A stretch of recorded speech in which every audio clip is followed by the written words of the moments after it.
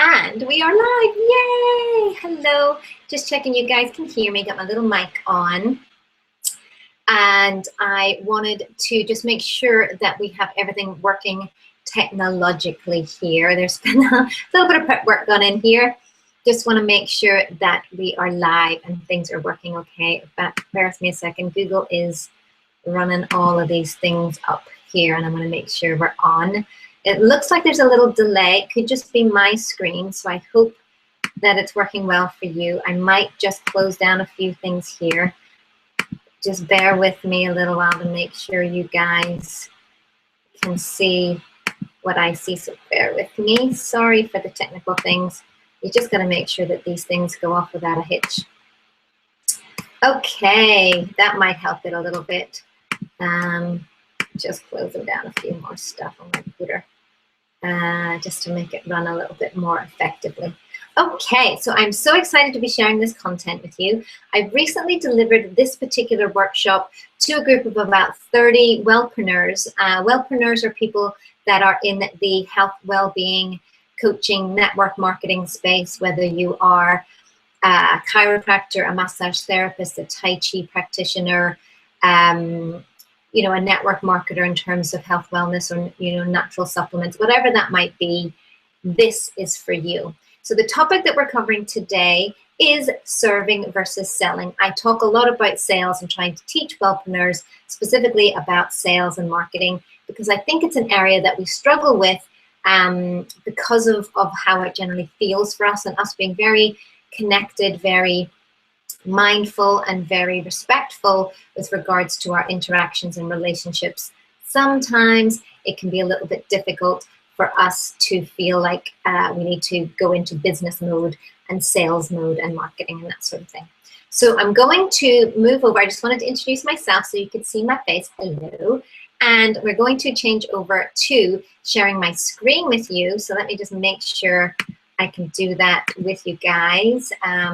So that the presentation is there. There we go. So I'm going to share my screen with you guys so I can take you through the presentation, and I'll say hello at the end and answer any questions you might have. So here we go. I am now sharing the desktop. So bear with me while we pull it up. There we go. I'm just going to click that, and away we go. So fabulous, serving versus selling. So the question I have for you this evening is, do you have the courage to sell a healthy lifestyle? Do you have the courage to be able to sell health and wellness? Now, I wanted to do a little introduction to myself here. Hello, I'm Lisa Barwise. I'm a transformation coach and business mentor. I've been doing business advice in terms of being a business coach, sales and marketing, a consultant for many, many years, for the last 18 years specifically, and I've helped hundreds, if not thousands actually, of people to start up and grow successful businesses. I've written over 100 business plans in my years as a business advisor. I was self-employed for 7 years as a business coach, working really pretty much with a lot of retail, health, beauty, and wellness businesses. I have my own online business. A lot of what I do is online now through Mummy Shape School, which is an online healthy weight loss community for busy mums, where kids are the reason, not the excuse, and all about helping mums to get the body and lifestyle that they love.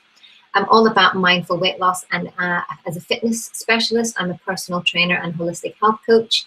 I work specifically with females through that, and also as an internet marketing specialist and business mentor with my company Fit for Business, which I'm actually incorporating more under my brand name of Lisa Barwise, recently rebranded as the Wellpreneur for lifestyle and learning.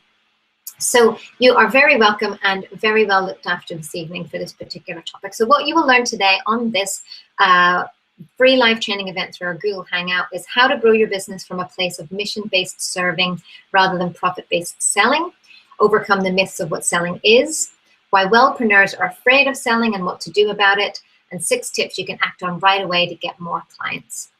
So where to begin? First of all, I want to ask you, what do you think selling is? What do you think is the definition of selling? So if I was to say, let's look this up in the dictionary, what do you think the word selling comes to? Now, when most people answer this, they generally say, well, I've got something that I want you to buy from me. There's something that I want you to have. When really, selling should be a consultative process between almost like a transaction or a coincidence of wants. You are solving a problem that somebody has. You're offering a solution to a problem, to an incident, to an issue. You're trying to relieve them of pain, help their experience. So it's transactional. They have something that is a problem, and you're trying to offer a solution by which then there is a transaction. When we think about it in that way, suddenly sales actually doesn't seem that difficult. It's when we think about it in a different way. So hold that thought. What do you want to sell? Do you know what it is that you want to sell? Do you sell products, services, information, yourself? Well, generally, we always sell ourselves in some way. But have you really thought about what it is that you want to sell? Normally, when I ask this of wellpreneurs, the answers are, well, I sell massage, I sell, classes. When really you're selling your experience, the end result, the benefit, being pain-free, feeling better well-being, feeling fitter, feeling better about themselves. It's really important that you get really clear on that. And who are your customers? Now, this is another thing that I can do and have done many workshops on. So I can't go into it in massive detail, but it's really important for you to know who your customers are. When I ask this question, I'm often faced with the answers of anybody and everybody. Well, I'm here to tell you as a marketing expert, you're not allowed to say anybody and everybody anymore. You have to really refine who your ideal client avatar is. Are you business to business, business to consumer? Are you certain age ranges? Are you a common value? People value, being plant-based or being vegetarians, being humanitarians, being anti-violence, being, yoga in terms of deep mindfulness. What are the things that really resonate with your customers and how you can bring them together? And if you know your audience, actually selling becomes irrelevant, because really you can just match your services as the solution to those needs. So it's really all about finding your value wedge. And I wanted to take you through this little diagram about understanding where you need to identify that unmet need while still differentiating yourself from your company, your business, from the competitors. So really, it's where you and your prospect and your competition come together is really where you need to be no matter what. So you need to be doing all the things that your competitor does that your prospect wants. However, you need to find out what it is that your prospect wants that also your competitors don't do. And that's really where your value wedge is. So sales really is that process of converting a lead into a customer, the process of identifying and solving a problem, the process of exchanging value, the transaction of money for a service. But when did it become this? Pushy, hard, sleazy, tough, aggressive, dishonest, difficult, annoying. When did it become all of these words? So how do we move on from that? Well, it's very simple, and I'm going to help you to do that through this process today. You need to reframe your mindset and move from profit-based selling to mission-based serving. Once you understand that there's a step-by-step process in sales, create your system, you then remove the discomfort. Quite often when we feel unable to do something or it feels uncomfortable for us, we just avoid it. And in that way, we'll never see the success that we deserve and the success that our products and services in the world need to reflect. So first of all, I need to ask you this. What is your mission? Have you ever sat down and thought out, what is it and why is it that you do what you do? What is the thing that makes you jump out of bed in the mornings? What is the thing that gets you going? What is that drive, that passion, that excitement? And have you ever documented that? Now, often when I ask this of wellpreneurs, they're like, but Lisa, I'm not really even a business, or I'm not even a company. My first thing I would say to you is you need to take this seriously. You need to give it all you got. You got to realize that what you do matters. And if you don't take it seriously, then your clients won't either. If you're fluffy around the edges, then you'll just attract fluffy clients as well. So you need to define what your mission is. So inspiration is the most powerful business building tool that there is. The inspiration in any business is directly proportionate to how vivid the vision is and of how clear and articulate the mission statement is. If I was to ask you to tell me where you're going with your business and you hesitate, unable to clearly articulate your answer, then this is an indicator that your business mission statement is not sound and clear, and this is what your clients see too. So when you are fuzzy with what your business is, what you do and what you stand for, you will find it more difficult to have loyal and unfuzzy customer base, differentiate yourself from your competitors, wake up with purpose, stay motivated in your business, and build a team that stay with you in tough times. Now, normally when I talk about competitors, a lot of wellpreneurs would stand up and say, well, I don't have any competitors. You know, what I do is completely different, or how I do it is completely different. In some ways, you are correct, but in other ways, every single other wellpreneur or wellness provider is your competitor. When we have many, many choices to help to relieve us from pain, when we have many, many choices to help us feel that sense of well-being or that sense of contentment, or to move our bodies, or to deal with certain stressful situations, your clients or your potential customers have many, many choices on what they can choose to do. And that is what competition really is. So people don't buy what you do, they buy why you do it. So let me say that again. People don't buy what you do, they buy why you do it. So we need to actually sell ourselves on purpose. We need to be purpose-driven and understand what drives us and being able to articulate that in a way that is really clear for clients to see and for potential clients to see to get on board. So how to become mission-based and how to sell on purpose. Really, it's this simple. You need to draft your mission and draft your why. Why do you do what you do? What is the unique purpose that drives your business? People need to hear your story. So let's do this now. Answer the following questions. Okay, take out a pen and paper, or if you're listening to the replay, you can pause this as well. Why do you do what you do? What gets you out of bed in the morning? What is the unique purpose that drives your business? Why is it important to you? What is your story? What does this mean for your customers? So a mission is really just your story, why it matters to you, what has driven you to become the person that you've become in terms of the service that you provide. You need to then reflect it to those customers. Now, normally when I talk to a group of wellpreneurs or people in the health, well-being, fitness industry, they generally say that something has happened in their life. They hit a certain wall, a milestone, an age, or something has happened to them. And as a reflection of that, they've chosen a different path, which has led them down the path of health or wellness. Normally it can be, an accident, an illness, a sense of being really stressed, something like that. And in this way, it's that story that you can tell in a completely unique way that's completely unique to you, that people will understand what is behind your business. And that way they engage with you on that emotional level. You can build the relationship so that they have a sense of loyalty to you, and it becomes so much easier for you to be able to get and keep those clients. So before you actually do that, let me just show you this really quickly. Here is a little statistic that I found regarding people when they buy into your vision versus the bake-off. Now, the bake-off concept is why buy us versus somebody else. You choose this cake over another cake. Okay, so there's a bake-off element. You're kind of positioning why you rather than what we do better or why it's the best option.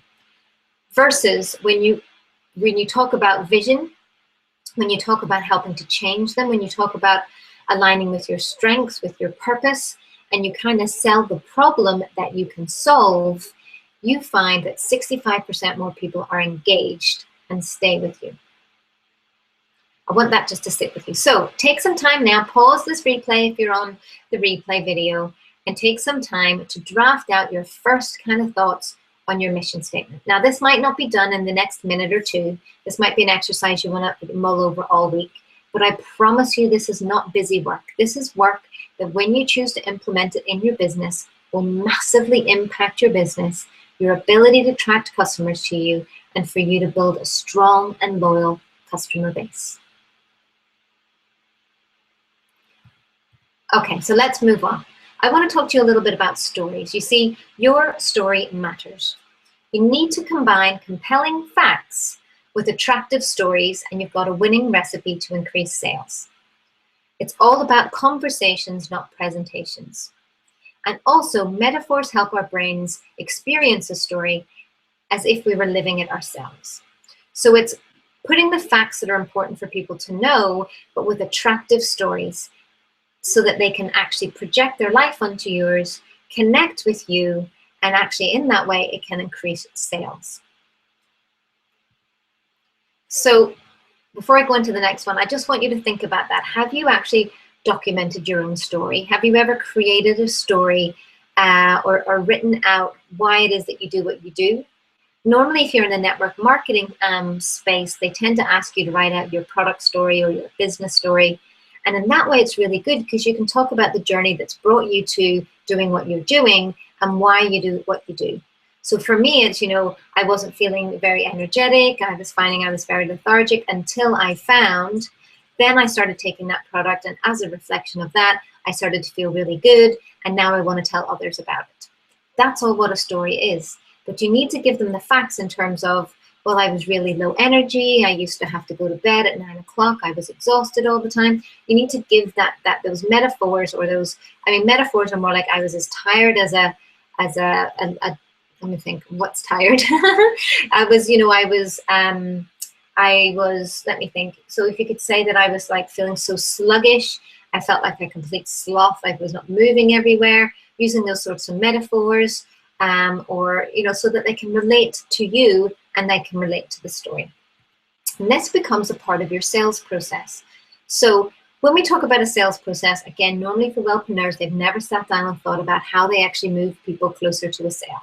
But I want you to think about it. I want you to think about how we move people closer to a sale. So let me take you through this marketing 101. You have to understand what you have control over in your business and the difference between sales and marketing. Lead generation versus lead conversion, and they're two completely different things. So what you see over here is the big 5 formula. Leads times conversions equals customers, times number of transactions times average sale equals revenue, times margins equal profits. Now, everything you see in red, we say that we want. We want more customers, we want more profits, but really those aren't the things that we have control over. If we want to get more customers in our business, we have to generate more leads and convert them into customers. That's how we get more customers. If we want to increase revenue or turnover in our business, we have to generate leads, convert them into customers, get them to buy as often as possible with the number of transactions, get them to spend as much as they can per transaction, and that's how we get to revenue. Do you see where I'm getting at? Once you understand that these are the things that you have control over in your business, it makes you feel so much more empowered. And you can take it to the next level. So lead generation are things like, offline ones or traditional marketing and advertising, such as newspapers, leaflets, flyers, business cards, billboards, TV, radio. Online, we're looking at social media, pay-per-click, banner ads, search engine optimization, directories, blogs, YouTube, online PR, web radio. There's a lot of stuff that you can do. Now, there's a lot of things in there that don't work for wellpreneurs. Like, I don't think newspapers are any way to go. Unless you are dealing in trades, unless you are dealing with local papers in terms of features, and you're also targeting an older market, newspapers are defunct. So it's really important to know who your target market is. So then it's all about moving people along the process. You see, when we are using things like social media or when we're using marketing, we're trying to get our name out there. We're trying to expose ourselves. We're trying to let people know the awareness side of things. Then we're trying to influence, let them know that we are professional, we know what we do. And then we're trying to engage with them so that they actually connect with us. In that way, we can show them there's an opportunity, which is really important because sometimes people don't know how to buy from you. And then we convert them into those customers. So lead conversion, when it's offline, are more things like phone calls, email responses, links to web pages, meetings, free consultations, taster sessions. Also, online, we can do it through videos, through web pages, through PayPal buttons, through lead pages. So really, it's about a sales pipeline. Leads are the number of new leads you bring in. The pipeline is the number of leads you qualify for sales follow-up. So from that, it's finding out whether these people are even likely to buy from you. And the number of leads who convert into customers. So in my pipeline, for example, I mostly deal with female entrepreneurs or mums and females in my lifestyle and fitness side of my business. So occasionally I do get contacted by guys, and to be honest with you, I generally move them on to somebody else because that's not my target market, and it would take me more effort to try to serve them in the way that I believe they need to be. It doesn't work with what I do. So sales isn't about separating people from their money. It's about helping people get what they want and solve their problems. So here's the 6 myths in sales. People do not want you to keep contacting them. Posting more than one time on any social media about your product or service is spammy. Asking for the sale is pushy. Talking about money is insensitive. Earning money from serving others is profiteering. And being vulnerable or personal is unprofessional. The thing about social media specifically with regards to lead generating and getting ready to do sales is that things have changed. There's so much out there, and in order for you to break through that white noise, you really have to understand the different strategies that work. Also, you have to post way more times than you think, and you need to be way more direct than you think with regards to call to action and things like that. So when it comes down to people don't want you to keep contacting them, it's really up to you defining those boundaries during the relationship. Normally what I do is I get permission to take somebody's email address. Then I continue to contact them until they tell me that they're either not interested or that they're either not interested or to take them off the list. If somebody has given me permission to use their contact information, then I believe that they want that information. I always continue to check in with them and say, is it okay if I maybe contact you in 3 months? Is it okay if I contact you at a later date? I'll just keep you on my list. And most people will generally say yes to that. I generally have a 3 strikes kind of rule. I contact people at least 3 times after they've requested information. If after that they haven't contacted me, I generally just put them on pause and we'll put them into a greater list, like a newsletter list, to keep in contact with them. Asking for the sale is pushy. This is an interesting thing. If you don't ask for the sale, how are they supposed to know how to buy from you? Sometimes we make things so vague for people that they don't even know how to give you money. Quite often we hear buying signals from people. I'd love to hear where it is that you're doing such and such. Oh, it's really great that you're doing that. Would love to book in with you. And yet we don't go so far as to go, oh, actually, if you would like to, I have some appointments on Tuesday evening or on Friday evening. Would any of those times suit you? So we really need to do more closing statements with people to really sound out if their buying statements are being nice, because some people think that if I say I'm going to buy from you, it's nice, versus do they actually want to avail of your services? And the only way to do that is to say, oh, if you are really interested, I do actually have some appointments next Tuesday. Would you be keen to come in? Now, does that sound pushy? Next question, or next point here, is talking about money is insensitive. If you have issues over asking for money with regards to your business, you need to kind of get over them now. You have spent possibly hundreds, if not thousands of pounds on the qualifications that you have to do what you do. You are highly trained, you have insurance, you are a business. In order for you to exchange value, keep your business running, and for you to feed your family, you need to charge for it. So you need to be okay with taking money off people. If you find it difficult, like sometimes I don't like working in cash all the time, I've set up loads of systems online, through PayPal, through Eventbrite, through other systems where I can take people's money without them having to look me in the eye and hand it over. So sometimes it can feel a bit insensitive, but it's really important for you to understand that this is the lifeblood of your business. Earning money from serving others is profiteering. Again, this goes down deep into how we feel about, as wellness practitioners and as people who've gone through experiences or journeys in our lives. We sometimes feel that it's profiteering if we're helping somebody. But again, remind yourself, you have spent hundreds, if not thousands of pounds qualifying yourself in the fields that you do. And you have to pay your bills. And, would you want doctors to work for free? Would you want nurses to work for free?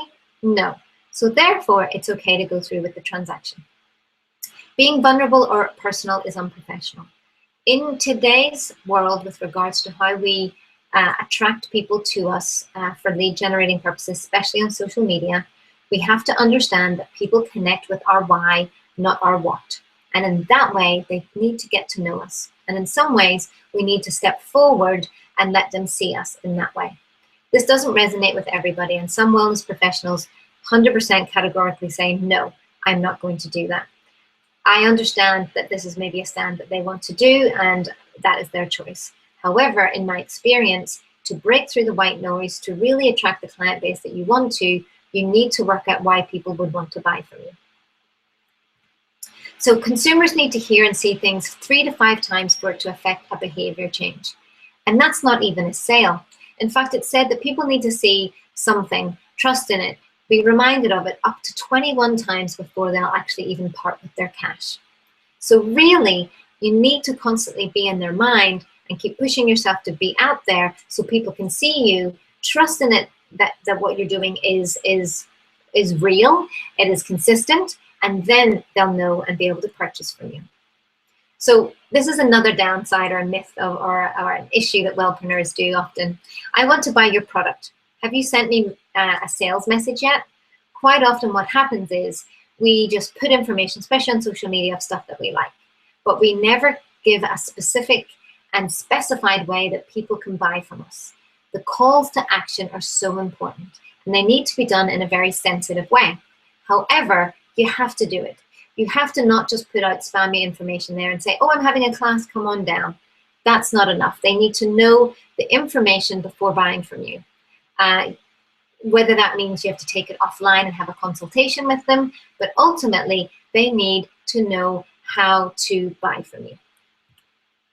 Conversations, not presentations. It's all about having conversations with people and not hiding behind, like I have here, a presentation. How can you connect with people to get your information across? Whether that might be taster sessions or drop-in sessions into your place so they can see things, just to help break down those barriers. And really, I cannot hammer home enough that your story matters, so tell it. Weave it into your social media. Weave it into your marketing about what it is that drives you and why that's important to you. And again, you need to be not only a problem solver, but a problem finder. Opportunity to move others hinges more on helping them see their situations in fresh, more revealing ways and to identify problems that they didn't realize they had. Quite often, especially in well-being work, people don't know why they're not feeling that way. You know, I talked to a client of mine who's a chiropractor, and quite often they don't even know that the reason why they're having limited movement is because of a car crash that they had 7 years ago that they thought that they'd recovered from. Or when working with babies, that their colic or unsettledness could be, an effect of how they were born into the world as well. So sometimes they don't even know that they have those problems. So it's up to you to do a consultative selling process to help them uncover those and then be the problem solver. So just to give you an idea of how this works with regards to social media, you've got your fans, but you need to turn those likes into leads through attraction, that magnet. So it's promoting yourself with that attractive serving and why-based posts, especially on social media. Then you can take that and ask them for information, email address, telephone numbers, taking it offline. That way, then you can continue to nurture them into the hot leads who are highly engaged, and through that way, you can move them closer to a sale. So you need to create a system. Distance yourself from the process with a system. Create a sign-up form for consultations. Create an email response template to provide pricing and get clients on the phone. Create a script for your consults. Direct clients to Eventbrite, PayPal buttons, lead pages, booking systems, all of these things that take payment. If you create email templates, you won't feel, I don't know about you, but sometimes I used to feel really inconvenienced by an inquiry. Somebody might make a comment or they might send me information, and because I wasn't ready and felt like I really needed to address them in a positive way and I need to sit down and give them my time, I often went 2 or 3 days without responding to people. When you have a template ready that you can just cut and paste, and even Facebook pages are helping you with that at the moment, You can then just provide the basic information and then get those clients on the phone. So I want you to take action now. What is your sales process? Keep a sales list of hot prospects. Tell your story. Let them know your why. Get people on the phone. Even if it's, for a program, how can you talk to them? When they meet people or speak to you on the phone, they're more likely to convert and engage with you. If you feel weird about that, you can script your consult just to give you added confidence. Do you have a specific consultation process as part of what you do? And then get permission to do that follow-up. Is it okay if I contact you? Thank you so much for your email. And then follow up at least 3 times. And if you don't get an immediate response, put them on a list to keep following up until you hear a no. Once you've got permission in the first instance, you can keep going until you hear that no. And then read that mission statement every single day. And of course, put it on your website, put it up in your practice so people know what it is that you stand for. So let your personality shine through. People buy from people they relate to and they like. So people don't want to be sold to. They want a relationship with someone who can fill their needs and solve their problems.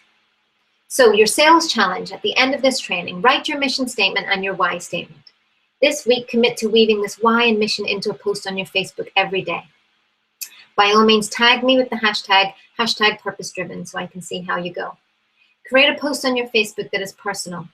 Image, go with a personal image and lead in with some text, but also has a call to action and gets leads. Schedule time to convert them with a consultation call or a taster session.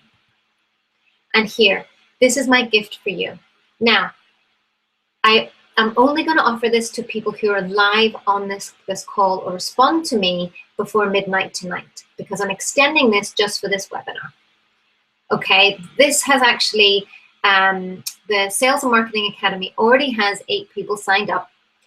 It's usually £97, but I'm going to offer it for £48.50, which is half price if booked before, and apologies for that. I meant to say midnight tonight, which is the 4th of December. Okay, it starts on the 7th of December, which is Monday, and it's a 30-day online program, which helps you to learn sales and marketing specific strategies for wellpreneurs. You also get a 30-minute consultation with me directly on your business to help you with your sales process, help you with your mission statement, help you to really uncover that why, that unique purpose that drives your business. It really is a great way for you to hone your sales and marketing skills as a wellpreneur, as somebody who needs to get more clients, more bums on seats, so to speak, in their business. So don't forget to stay in touch. You can do that by emailing me. I also Periscope. If you're not on Periscope, you should be at Lisa_Barwise. You'll find me on Twitter and on Instagram as well. You can connect with me, lisabarwise@me.com. I would love to hear from you. And on Facebook, Lisa Barwise Health. Please get in touch if you do want to avail of that offer until midnight tonight. I would love to help you with understanding the difference between serving versus selling.